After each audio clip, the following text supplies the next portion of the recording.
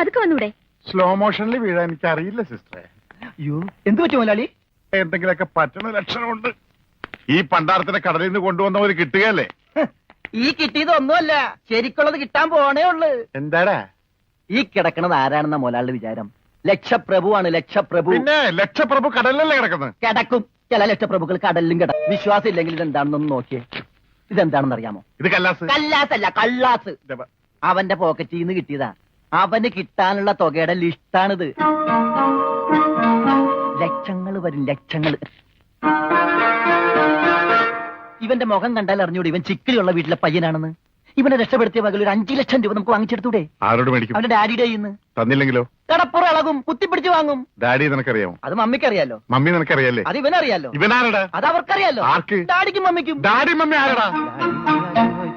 അവര് ഇവൻ ആരാണെന്ന് അറിയാതെ അവരാരാന്ന് ചോദിക്കാൻ പറ്റുമോ? ഇവൻ ആരാന്നറിയാൻ ഒരു ഐഡിയ. ഇവന്റെ ഒരു ഫോട്ടോ എടുത്തിട്ട് ഇവനെ തന്നെ കാണിച്ചിട്ട് ഇതാരാന്ന് ചോദിച്ചാ പോരെ? അപ്പൊ അവൻ പറയില്ലേ?